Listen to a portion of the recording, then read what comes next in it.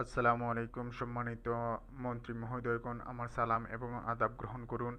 আমি এই ভিডিওর মাধ্যমে আপনাদেরকে একটি এসএমএস প্রেরণ করতে চাই।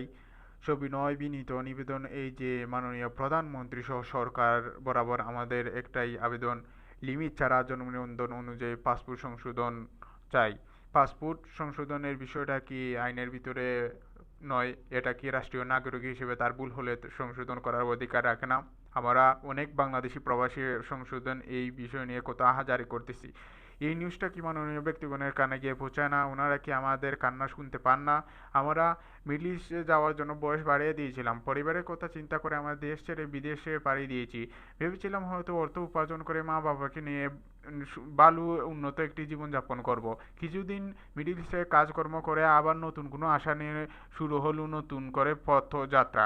সেই পথযাত্রাটি থমকে গেল ইউরোপের দেশ ইতালিতে এসে। এই যাত্রার ভিতরে অনেক দুঃখ কষ্ট বর্বরতা রয়েছে। মানুষ উন্নত জীবনের আশায় জীবন বাজি রেখে নিজের জীবনের হুমকি নিয়ে মানুষ ছুটে চলে ইউরোপে। সেই পথযাত্রা অনেক অসহায় মায়ের কুল খালি করে ফেলে। কিন্তু কে শুনে কার কান্না?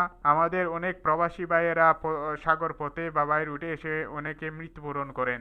ইউরোপের দেশ ইতালিয়ানরা মানবিকতা দেখিয়ে আমাদের সব ধরনের সুযোগ সুবিধা দিয়েছে, কিন্তু শুধুমাত্র আমাদের পাসপোর্ট জটিলতার কারণে আমরা এদেশে বৈধতা পাচ্ছি না। না, মানবিকতার দৃষ্টি আকর্ষণ করছি। আমাদেরকে বাঁচান, আমাদের পরিবারকে বাঁচান, দেশকে উন্নত করার সুযোগ দান করে দিন।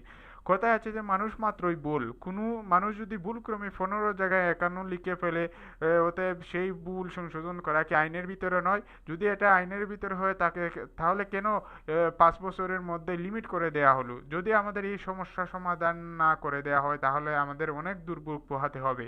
এখন বর্তমানে বাংলাদেশে শুরু হতে যাচ্ছে ই পাসপোর্ট। পর্যায়ক্রমে পরবর্তী সময়ে আমাদের অনেক বড় সমস্যার সম্মুখীন হতে হবে। অতএব সব সমস্যার কথা চিন্তা করে হলেও অন্ততপক্ষে আমাদের শেষবারের মতো পাসপোর্ট সংশোধন করে সুযোগ দেওয়া হোক। ইতালিতে বা ইউরোপ ছাড়াও অনেক বাংলাদেশি প্রবাসী প্রবাসী আছেন যাদের পাসপোর্টের মধ্যে ভুল রয়েছে। সুতরাং মাননীয় মন্ত্রী সহ সরকারের কাছে আমাদের আকুল আবেদন এই যে লিমিট ছাড়া জন্ম নিবন্ধনের ভিত্তিতে পাসপোর্ট সংশোধন করে দেওয়া হোক। তাহলে আমাদের দেশ আরও উন্নত এবং রেমিটেন্স যোদ্ধা হিসেবে প্রস্তুত করে গড়ে তুলতে পারবো।